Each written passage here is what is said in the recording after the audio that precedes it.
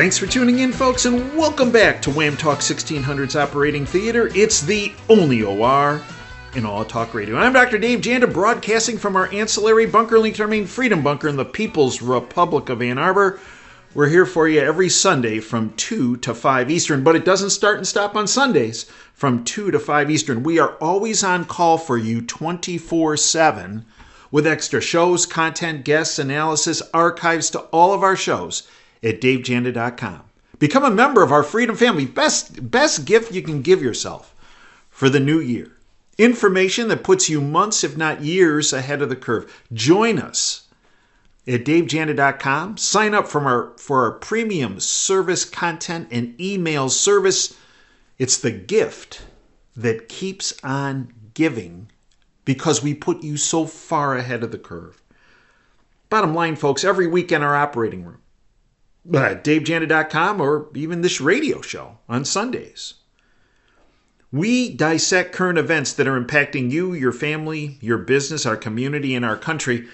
And we bring to our operating room information and guests the bought-off lamestream fake media either ignores because it doesn't fit into their preconceived, politically correct, bought-off agenda, or because, folks, they are petrified. Ooh, are they petrified about what might happen if they actually tell you what you need to know.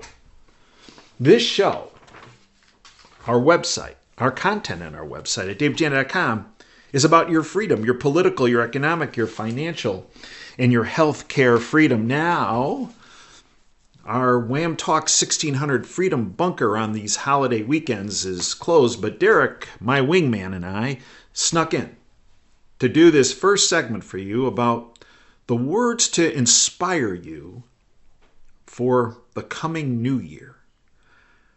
And then the remainder of the show is a fantastic best of show. I want to start today's show about certain words, certain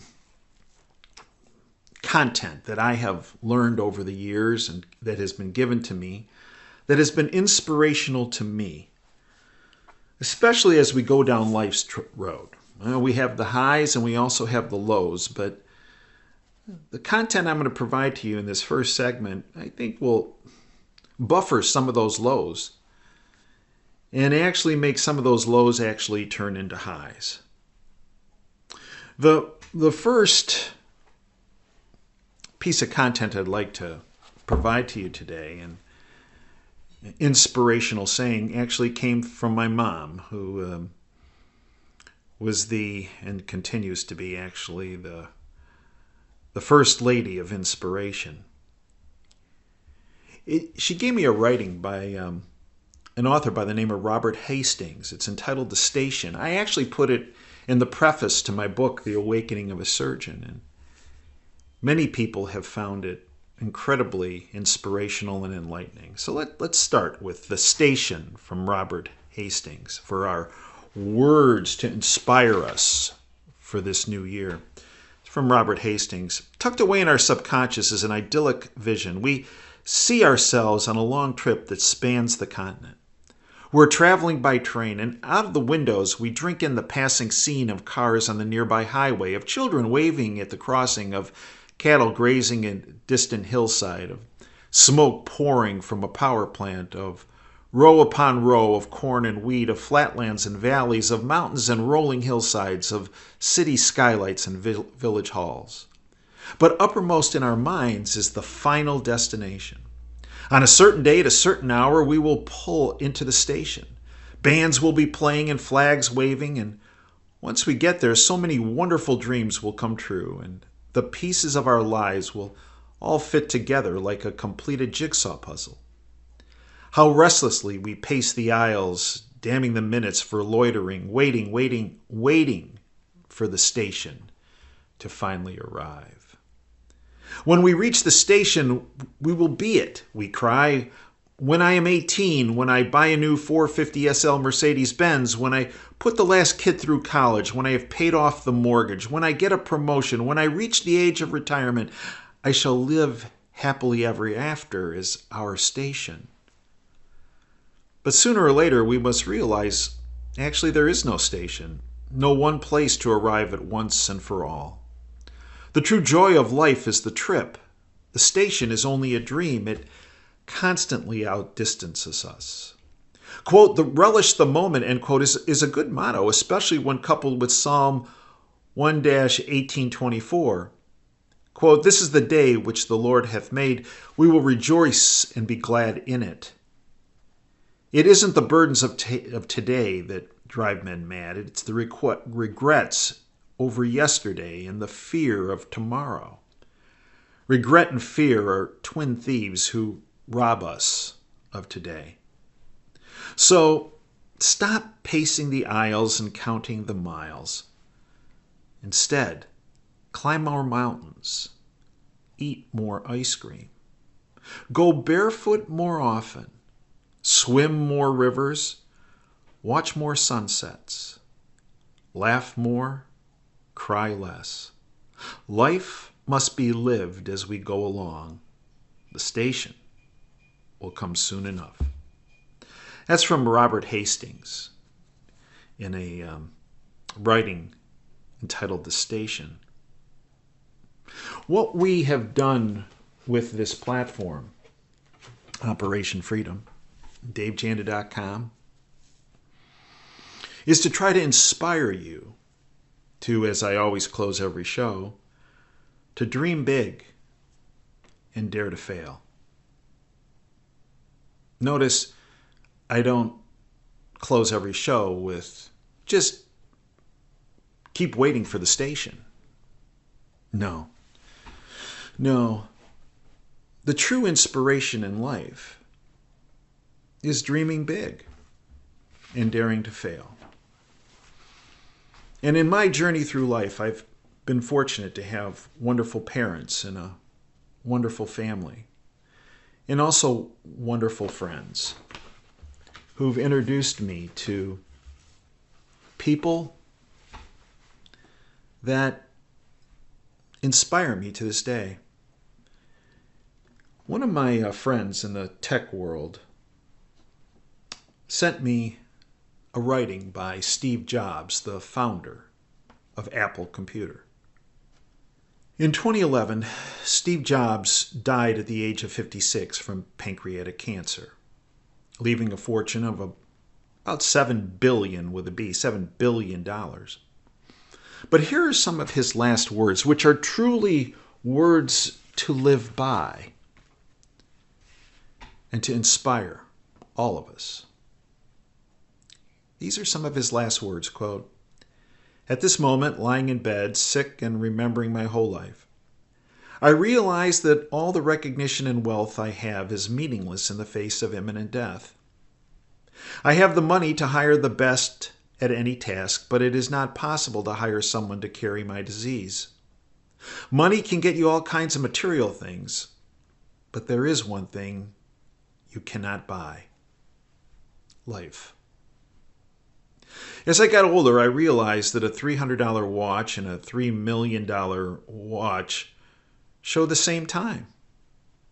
That with a $50,000 car and a $15 million car, we can reach the same destination.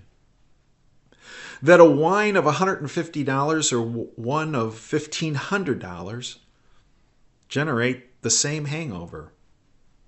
That in a house of 300 square meters or one of 3,000, the loneliness is the same.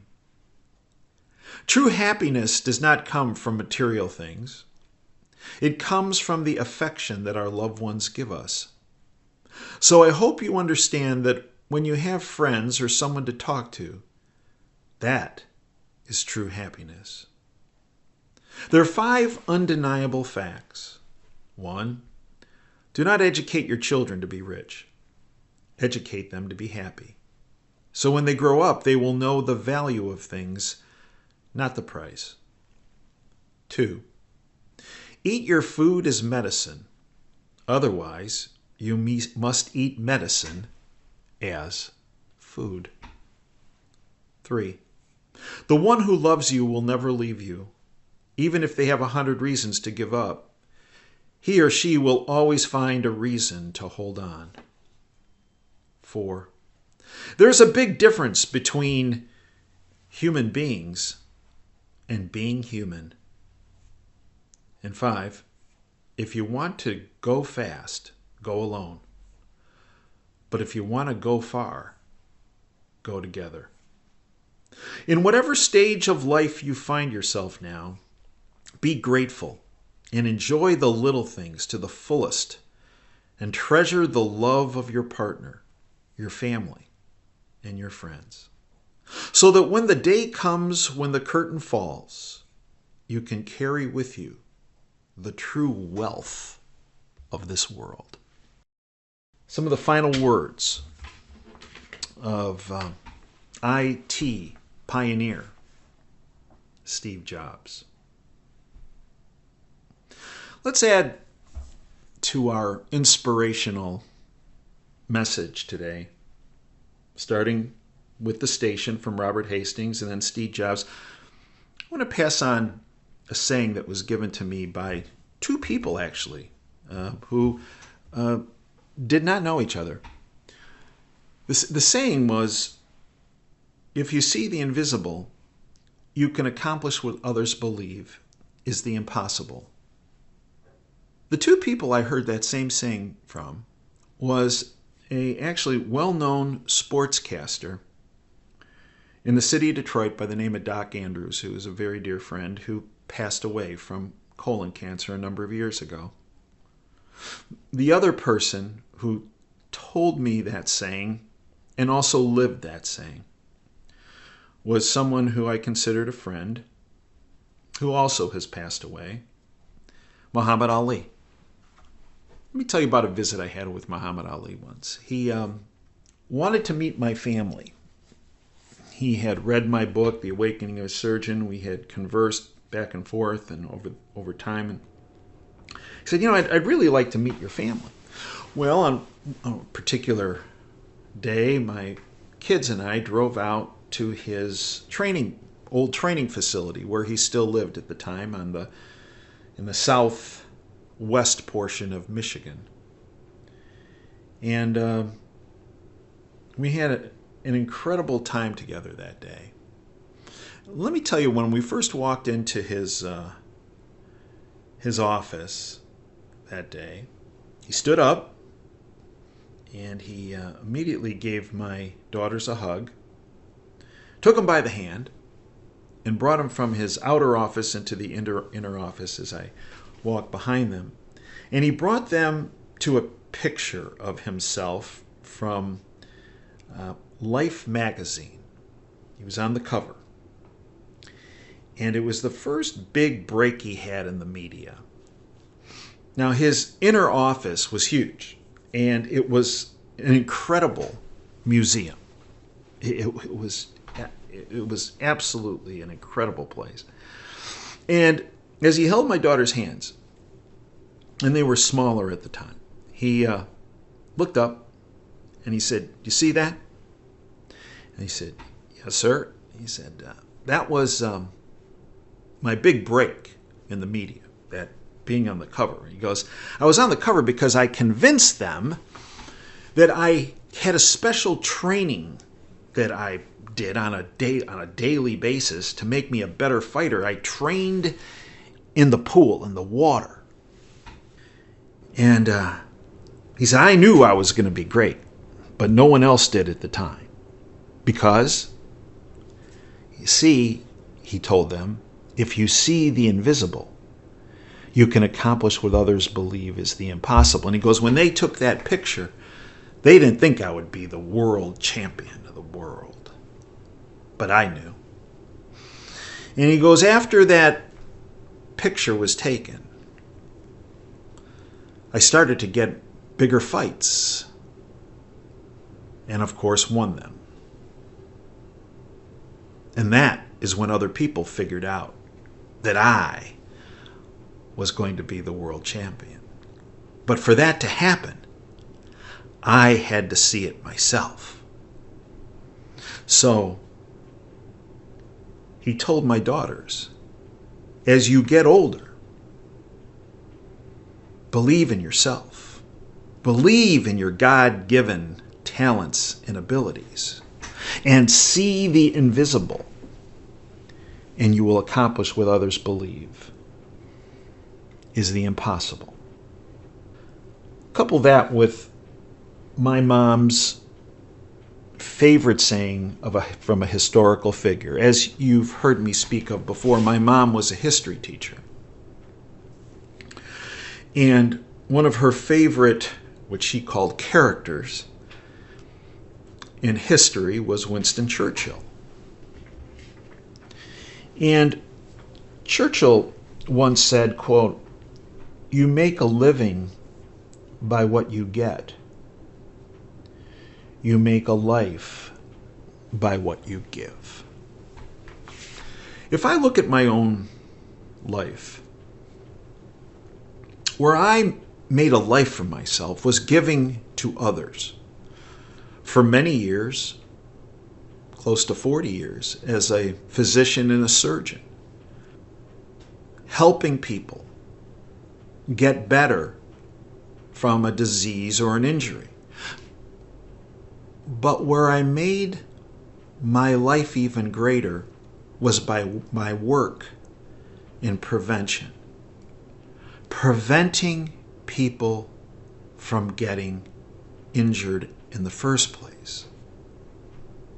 So as I was making a living as an orthopedic surgeon, getting people better from an injury or a disease, where I actually made my life was my work focused on prevention. And for those of you that have read my book, The Awakening of a Surgeon, in the first chapter, I go into how that actually transpired. You see, I was at a crossroads in my career. I was focusing on developing research and publishing information on operations to help people after they got injured. And I was also focused on the prevention side of the equation, preventing people from getting injured in the first place. But then something happened in my life, in my family's lives, that was very significant and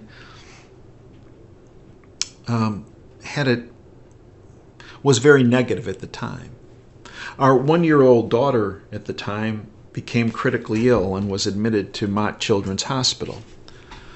Her bone marrow stopped functioning, and the concerns were either her bone marrow was invaded by a virus that shut her bone marrow down, or she had developed cancer. And at one point in her hospitalization, she lost consciousness.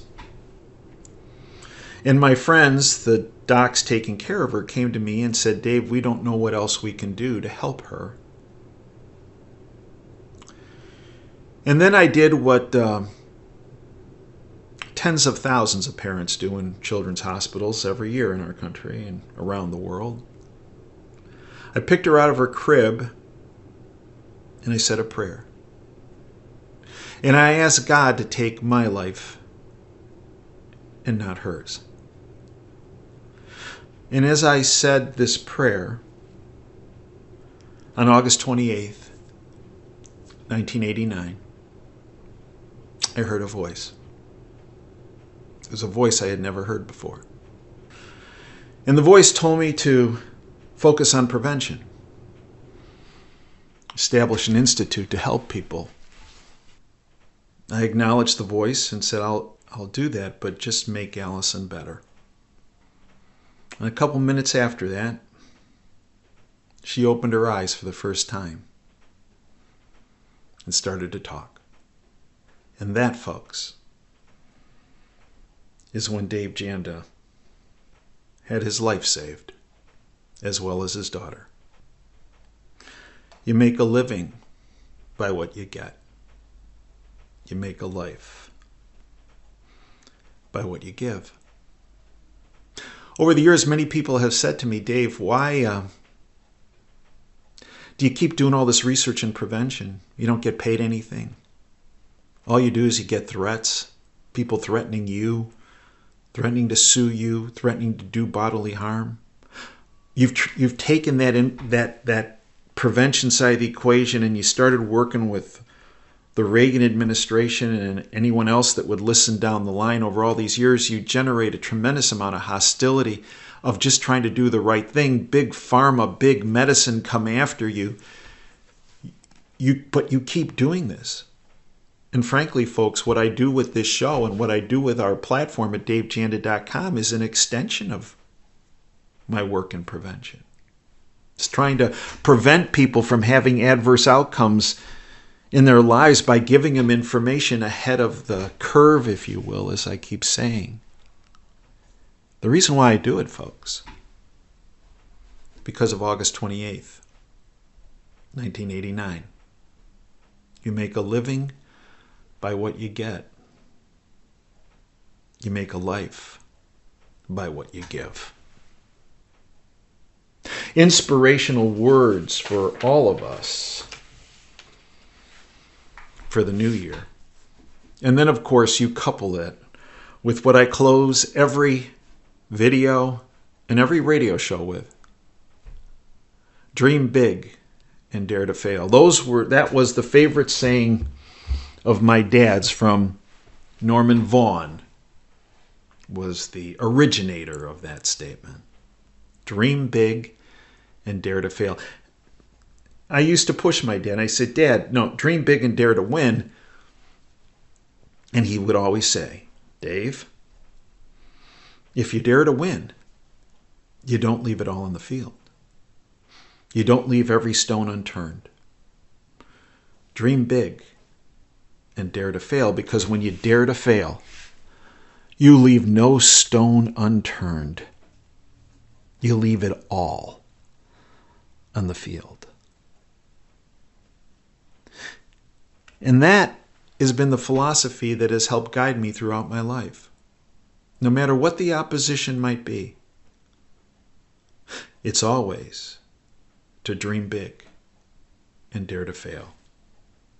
I'll hope you'll take these words of wisdom from Robert Hastings with the station, Steve Jobs, Muhammad Ali and Doc Andrews, Ruth Janda and Winston Churchill, and Ben Janda and Norman Vaughan.